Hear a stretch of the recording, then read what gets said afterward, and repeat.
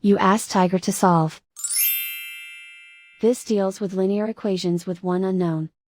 The final result is x equals 26. Let's solve it step by step.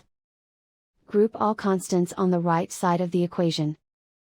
Add 4 to both sides. Simplify the arithmetic.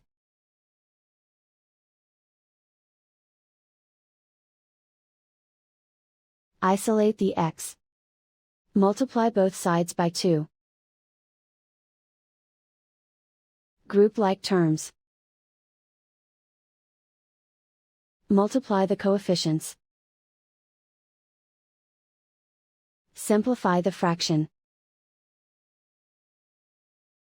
Simplify the arithmetic. And so the final result is x equals 26.